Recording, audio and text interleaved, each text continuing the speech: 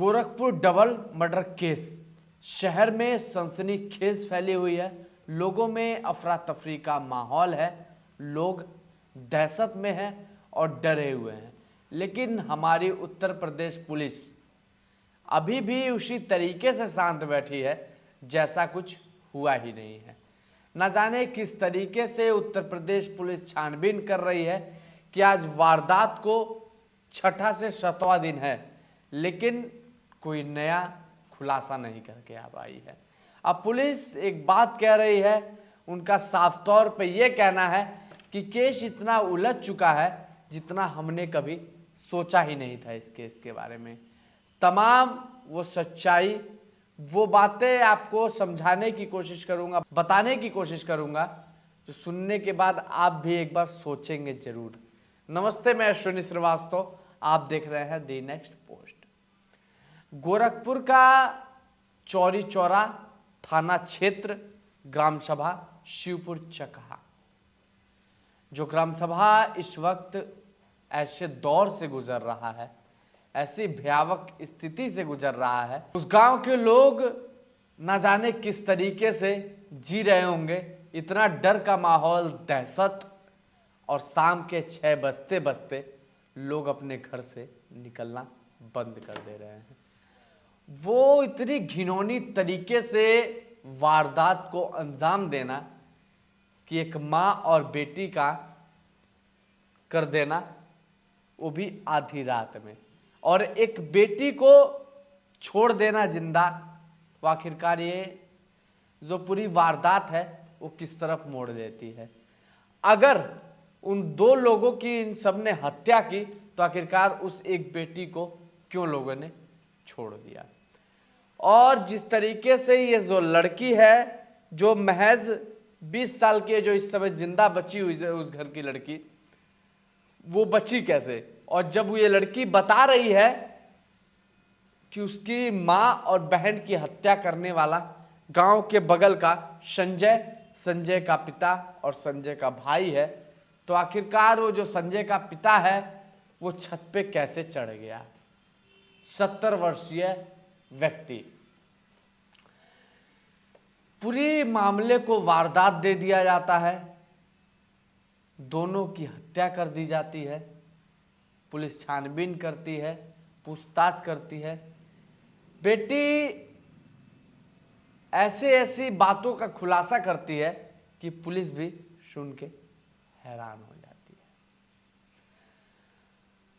Police को भी बुखार चढ़ जाता है इस गुत्थी को सुलझाने में, इस वारदात को, इस केस को समझने में और इसको सही करने में। आज मामले को छठा दिन है, लेकिन पुलिस के हाथ आज भी कुछ नहीं मिला। पुलिस इसी तरीके से अपने हाथ को मल रही है। दोनों घर, यानी आरोपी का घर और पीड़िता के घर के लोग सीबीआई जांच की मांग कर रहे हैं।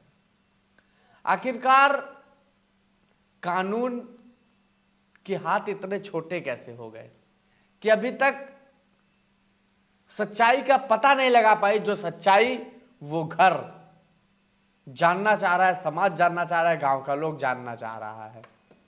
और सबसे बड़ी चीज कि उत्तर प्रदेश के कहीं और का मामला नहीं, बल्कि उत्तर प्रदेश के सूबे के मुख्यमंत्री योगी आदित्यनाथ के गढ़ का मामला है।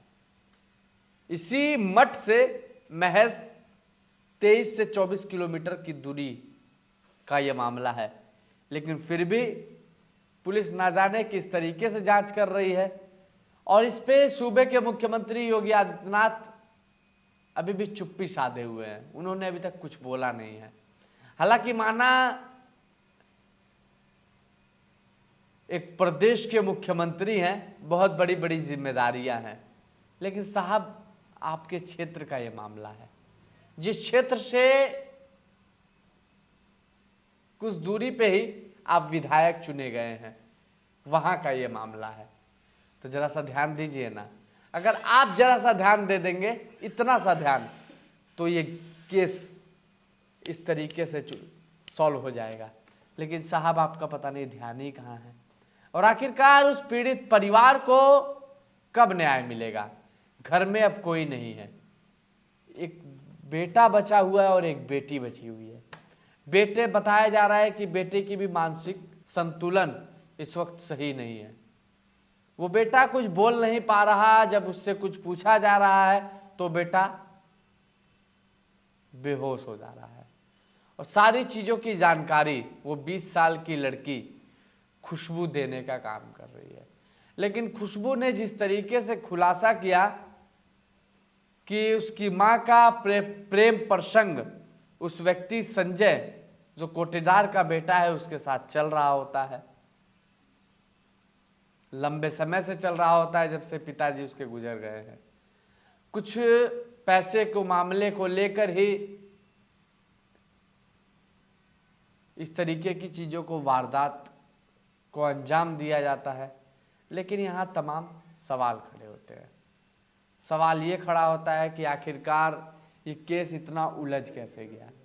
आखिरकार जो उत्तर प्रदेश पुलिस है वो साहब किस तरीके से काम कर रही है कि मामले को 6 से 7वां दिन हो गया लेकिन आज भी सुलझा नहीं पाई है। तमाम खबर है, आपकी क्या राय है हमें कमेंट सेक्शन में ज़रूर बताइएगा। और जाते जाते एक बार फिर कहेंगे कि सूबे के मुख्यमंत्री योगी आदित्यनाथ जी के गढ़ की ये तस्वीर, ये खबर, ये वारदात है, आखिरकार इसका संज्ञान इतनी लेट से क्यों लिया जा रहा है?